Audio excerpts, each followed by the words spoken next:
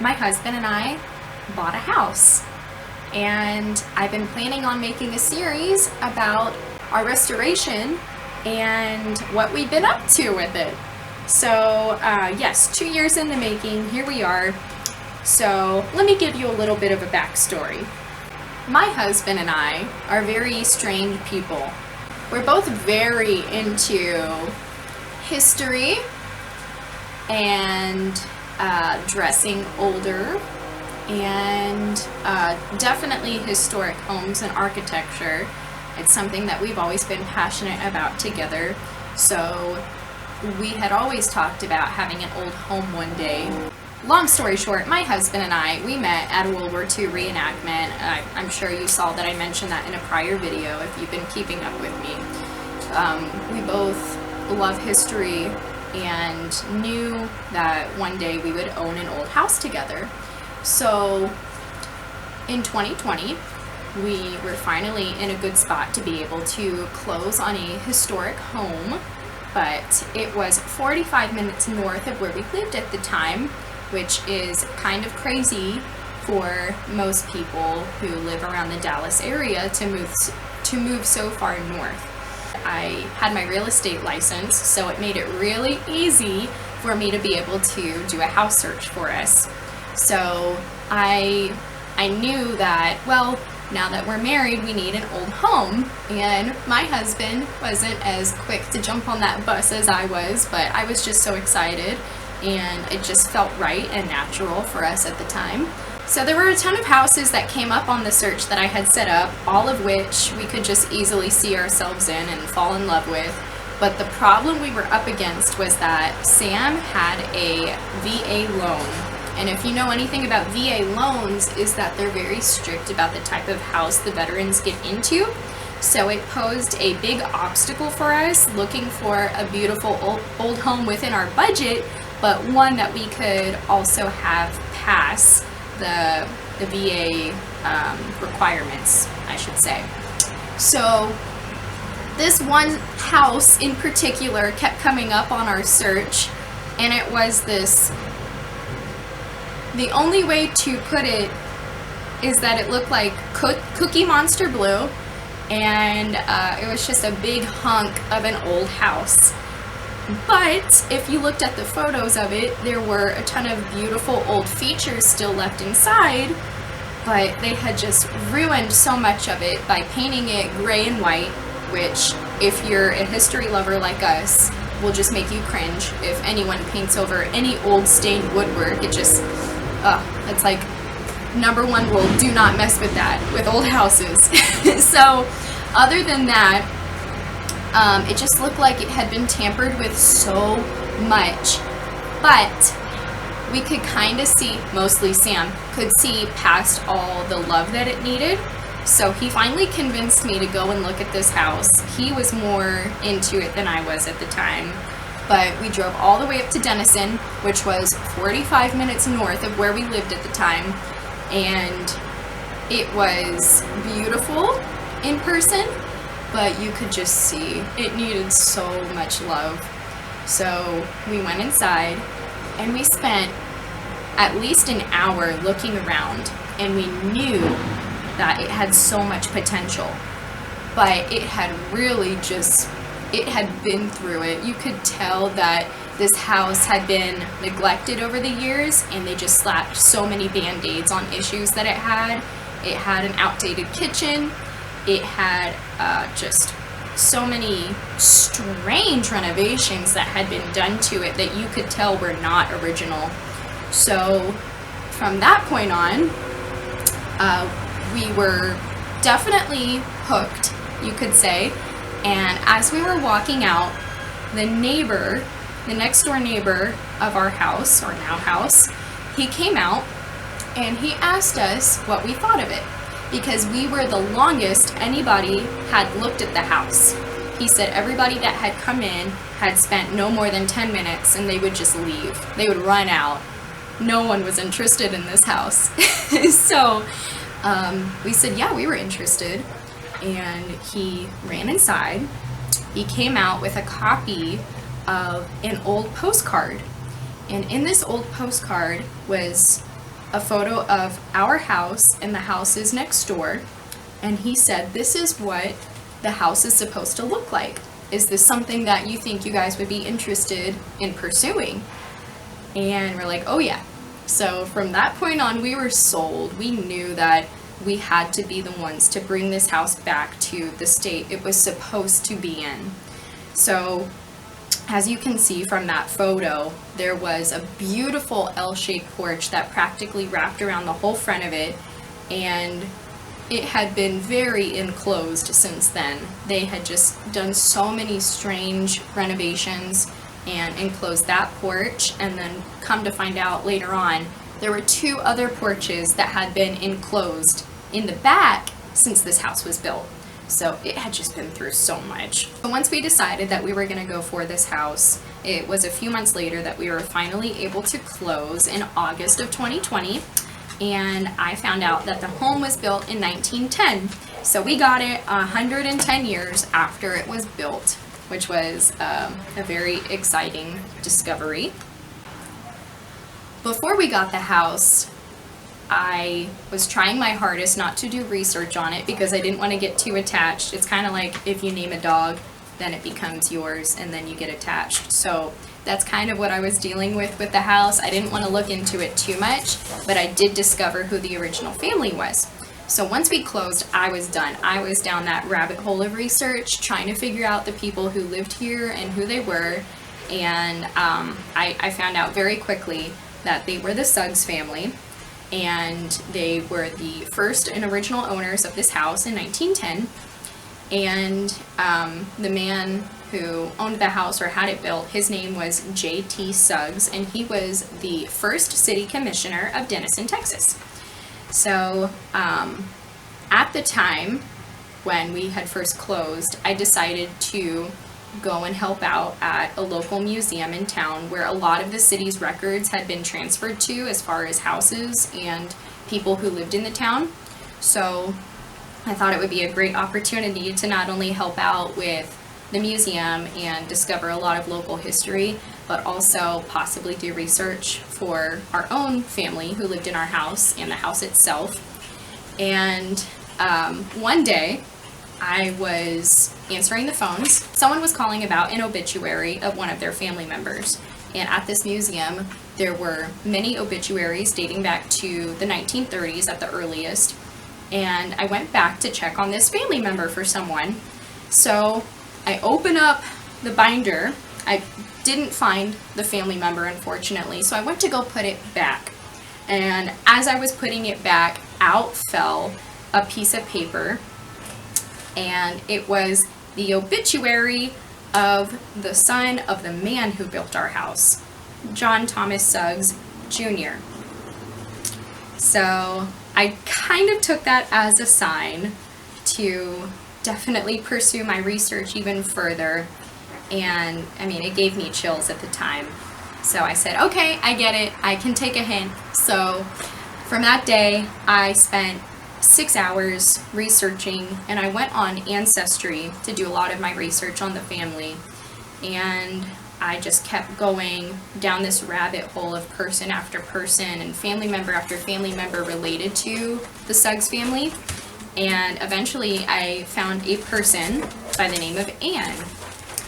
And it showed that Anne was possibly still alive. And Anne was the granddaughter of the man who built our house. So I ended up finding her and her daughter on Facebook. And like the creepy stalker I am, I decided to message her daughter. And I kind of explained to her my husband and I and what we were doing. And I honestly was not really expecting a reply because of how forward I was about what we were doing and our goals. So I left my phone number and didn't think anything of it. And one night I was over at our next door neighbors and I got a phone call. And on my phone, on the caller ID, was Anne, the granddaughter of the Suggs, calling me.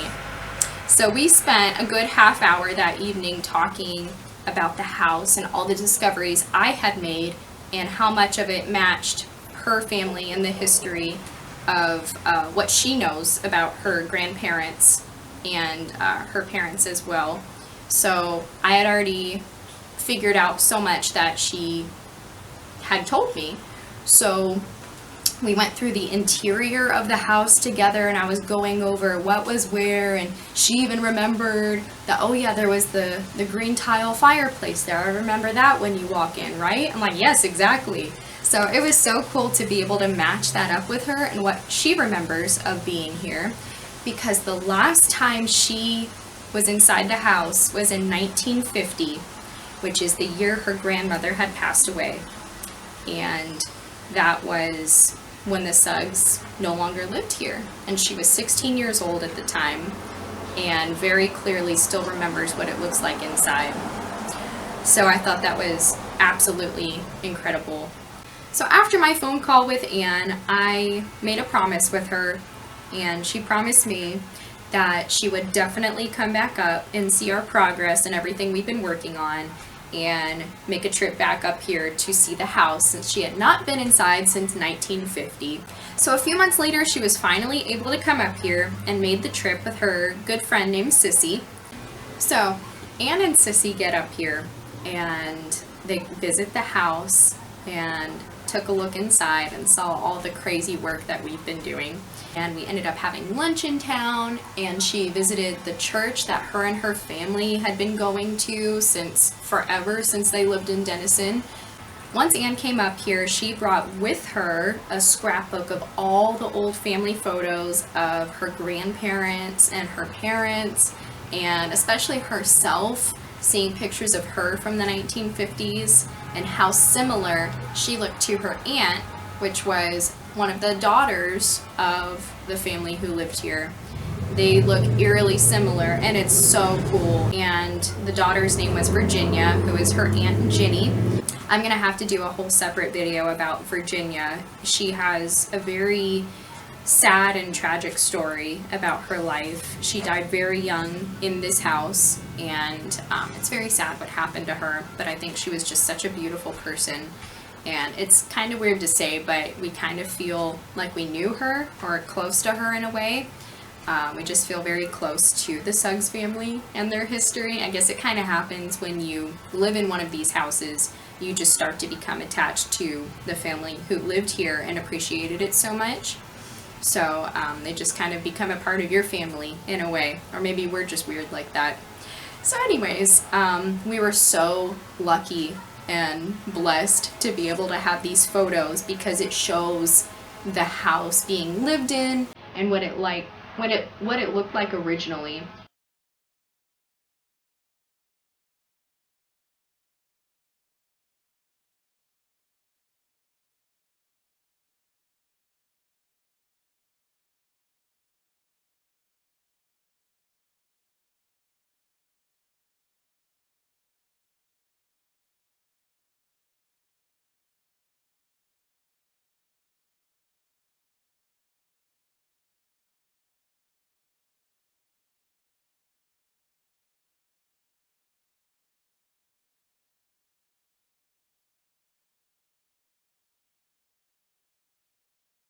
She gave us a really good direction of where to go and take everything to, and we were very excited to see the Suggs and what they looked like during the time that they lived here, especially the front porch photos we got of all of them just enjoying themselves very shortly after they moved in. And you can see that Ruby, wife of JT, she was pregnant with Virginia at the time, and very shortly would be having her in this house. So just really cool stuff. Lots of interesting history that we get excited about. So all of my rambling and backstory leading up to kind of where we are now. It's been about 2 years since we have moved here, and we've made a ton of progress. We have pulled that disgusting blue painted vinyl off of the house. We will not be putting vinyl back on the house, and we're in the process of restoring all the original siding on the outside and replacing the rotten pieces that need to be replaced. Our exterior of the house is kind of priority number one at the moment. Even though we've done so much demo inside, we've completely demoed the first floor and peeled back all the layers that were added post 1930. We're keeping a lot of the original pieces that we salvaged from the 30s and reusing it elsewhere, but everything post 1930 has been peeled back on the first floor. And we're very crazy. We're currently living on the second floor of the house during this entire process. I know a lot of people would not do that, and we've been asked a lot of questions like, where are you guys living while you're working on this? And yeah, we're living here on the second floor because our budget does not allow for us to move elsewhere in the meantime. Sorry that we're not retired and using our life savings to do this. We knew getting into this, once we started peeling everything back, that this project would take at least 5 years to get it where it needs to be functional and livable. We're very lucky that on the second floor we have an original kitchen from the 1940s that we've been able to make work in the meantime. But, you know, other than that, it's kind of going at a slow pace because we can only do so much with our current budget. So we're taking things one thing at a time. As you can see, I am in a finished space right now. This is actually one of the porches of the house that had been enclosed for the longest time. And we opened it back up and screened it in. You can call it a sleeping porch. And it was the original top back porch that was once a balcony that they had kind of chopped up, enclosed, and did this weird renovation inside and made a smaller bedroom inside here. This used to be L-shaped, so I'm gonna do a whole separate video on this project from start to finish and what it looked like before, and then show you what it looked like after, and show you what it looks like completed and after. This was our first real project that we were able to do from start to finish so far, and it's been really nice having it as a complete and relaxing space to come out to, because the rest of the house is pretty much a construction zone that we live in at all times until we're able to finish the first floor, move down there, and then work on the second floor. And all of this will not happen until after the exterior and foundation work is done. So yes, it's a big project and a big undertaking, but we knew what we were getting into when we bought it. And we knew that this is our forever home. We're not in it to flip it, like a lot of people have asked us about. This is it. This is where we're going to be for the rest of our lives, and we're already committed to that. So that's kind of where we're at right now. I just wanted to give a little intro story about our house and show you, I guess, what we've done so far. So I'm gonna get into that.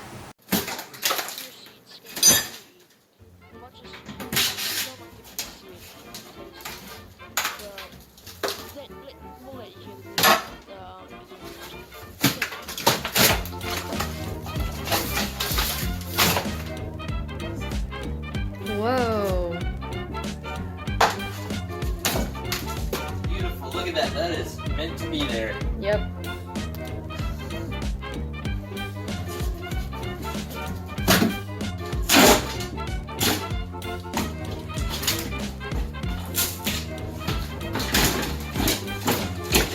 Yay!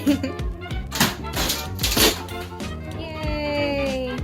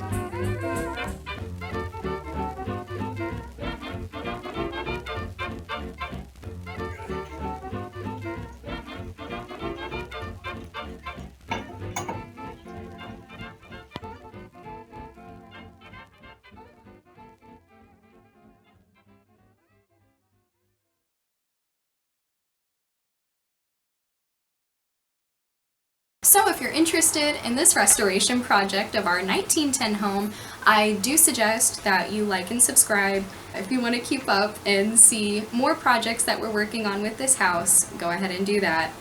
And I'll see you in the next video. Thanks!